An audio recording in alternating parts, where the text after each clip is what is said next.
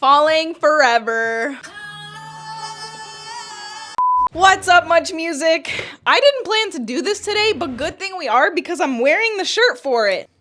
Today we're ranking Dua Lipa's Radical Optimism from 1 through 11, all the tracks. We're gonna do a little ranking, and let me just say, yeah, it's the perfect day that I wore the merch. Look at the back. You got all the tracks in the back. Like, I don't know if you can see it here. She's like swimming in the back. Honestly, let's just get right into it. First off, I wanna say that this album has really been growing on me. And not that it needed to, because I'm already a Dua Lipa fan to begin with, but like at first listen, I was kind of like, okay, this is chill, this is light, this is summery, but nothing's gonna do it for me like future nostalgia. However, the more I listen to it, the more I love it. I just love the whole theme of Radical Optimism. As you can see, I also have a sticker on my laptop, guys. I look like a huge stan right now. I'm like, Radical Optimism, Radical Optimism. I'm just radically optimistic about this. So 11 songs. It's not too long of an album. It's actually quite short in comparison to most. It's 37 minutes, which I love and appreciate so much. I don't care who you are. You could be my favorite artist on the planet. It feels like a chore when it becomes too long. I want something short, sweet, that I can just like remember and just easily have within an hour's long drive to work and just listen to at least once through. You know what I mean? Like, we got our girl Taylor over there. You might not be able to see her album cover, but the Tortured Poets department tortured me. No, it was good. I'm kidding. But 30 songs would torture me even if it's Dua. So I'm gonna start off with 11. We're gonna go from bottom to top just to get the suspense going for number 1. Obviously, this is subjective, guys, so this is just my opinion. At 11, I'm gonna go with Anything for Love. Let me also play you guys a little snippet. If you guys haven't heard the album yet or forget which one's which, let me play a snippet.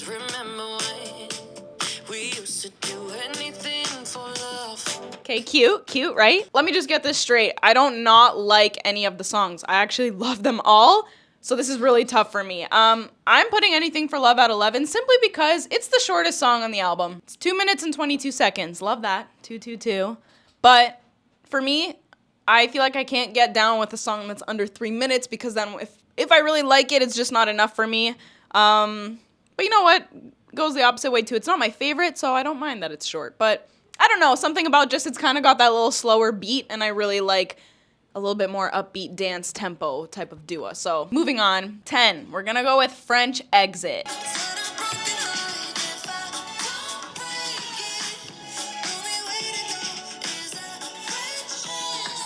Similar reasoning, I feel like it's just kind of got that, it is more laid back. It's a little bit more chill. You know, I don't mind that at all, but I think when I'm really comparing it to the other songs, this one just by default kind of falls here. It's just not my favorite. I like it, but this is where it gets hard for me. Okay, number 9, hot take. I'm gonna go with Houdini.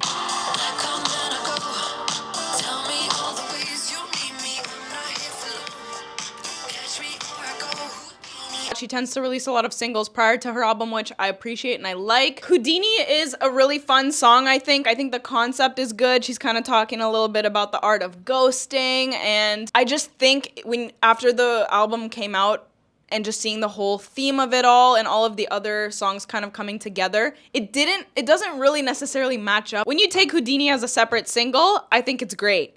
When you kind of try to mesh it into the whole album, it does stand out. Like, it is a little bit different than the overall vibe. Also, keep in mind, I've listened to this album, I don't know how many times now. At least 5 times, because it's really short, so at least 5 times. Houdini, I'm putting at number 9, simply because it was the first single that came out. It's really fun. At this point, it's kind of a little bit more overplayed for me. I've heard it a bunch of times, and then when I kind of listen to it together cohesively with the whole album, it sticks out a little bit more. It's great as a single, but yeah, I think there's some other tracks that stood out more to me here. So moving on, let's go to number 8. Number 8, Training Season, I'm gonna put at number 8.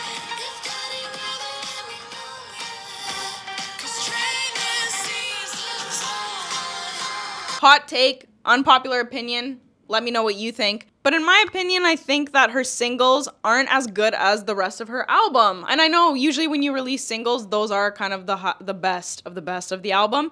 But I don't think her singles are the best out of her album. So, I mean, clearly here, I've already put her first 2 singles on the lower end of the ranking. This one's kind of badass. You know, Training Season's over. Dua Lipa's not looking for someone that she has to, like, you know, show the ropes. She's looking for someone to love her right. So I appreciate that. It's kind of like a baddie anthem. You know what I mean? She's not gonna She's not gonna be helping you out on the sidelines anymore. You're either in it to win it or you're out. I love this song. It's super catchy. It kind of seems similar to more of her dancey anthems as well. Houdini and Training Season to me are kind of similar. I like them both equally, but Training Season's just got a little bit more of that.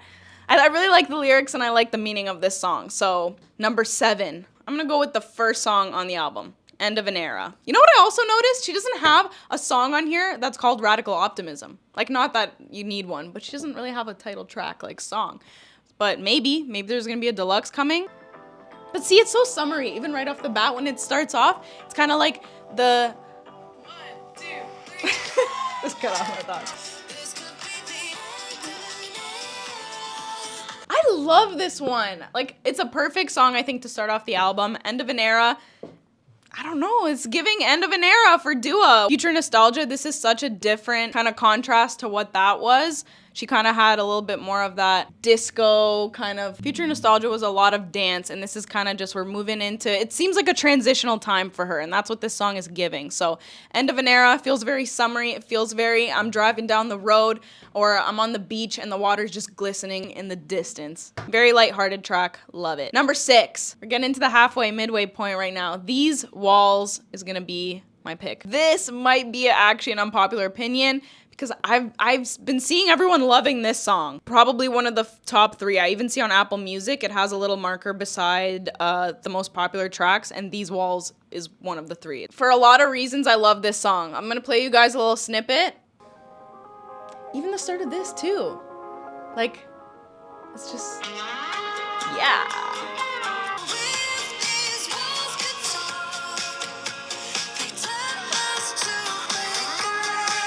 Deep song. This is a breakup banger, but it's kind of one of the ones that doesn't seem really heart-wrenching, but it's just still got that lighthearted feel to it, and it's kind of like, you know, you've kind of just accepted that this is just what it is. So I think this one's deep. The lyrics literally say, if these walls could talk, they'd say enough, they'd say give up.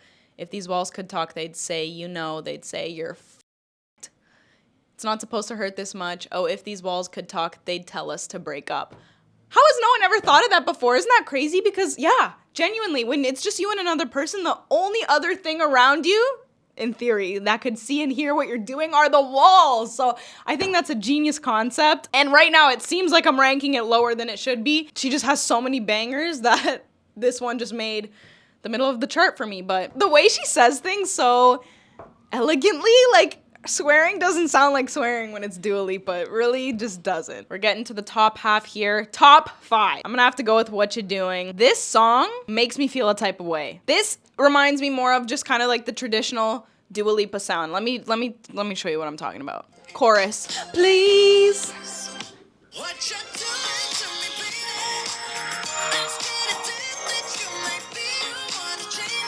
Like, are you kidding me? What you doing to me, Dua Lipa, with this song?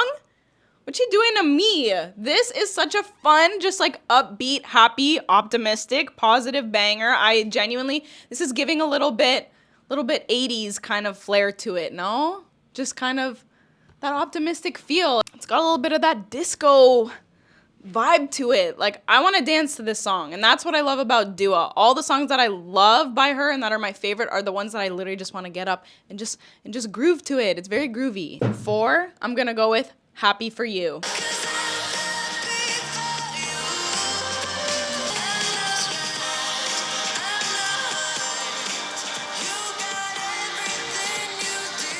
This seems like kind of the final, like, I did it track on the album. For context, Happy For You is the last track on the album, and I think it perfectly wraps up the album. It kind of is giving that victory feeling. Like, you know what I'm saying? Kind of at the end, you roll the credits, and this is the song.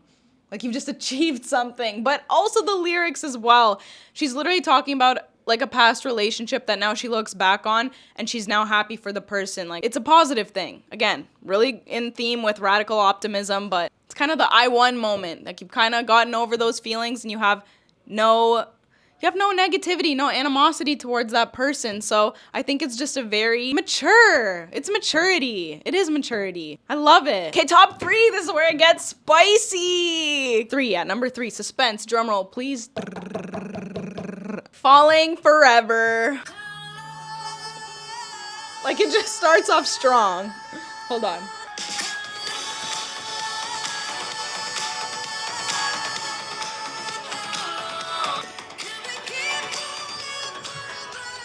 Do you hear the vocals on that track? That is fucked. Like, I don't think we've gotten a lot of songs like this from her that really showcase her vocals off to that extent. She's got a deeper voice, like, for pop, and I think that's why it's so different and it's so nice. And a song like this, I would love to see live. I feel like the strength in her voice gives you all the emotions, and it's like a love song too. So moving on, guys. This is gonna determine, obviously, the #1 spot. Just rip the band-aid off and tell you guys the #1 song here. #1 is Illusion. And I kind of contradicted myself because I said that my hot take in this whole thing was that her singles weren't the best tracks on the album. Meanwhile, I put one of her singles as the best track on the album, but that's only one of them. So her third single that she released prior to the release of Radical Optimism is Illusion.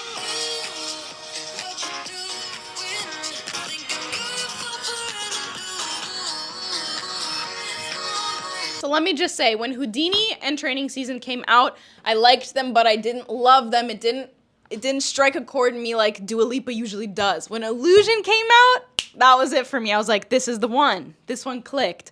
Again, it's that really high energy, dance, exciting, really classic pop. I love the music video for it too. She looks great. She does a really good choreography to it. So yeah, honestly, something you could get up and move to. I could see this being played out at the bar, at the club, and you already know who's gonna be first to the dance floor for that one. So that obviously brings us to the last one on the list, guys. Since we got #1 out of the way, #2. This is also a #1 for me, but in a different way. Illusion takes the cake for sure, but Maria is gonna take the #2 spot, and Maria.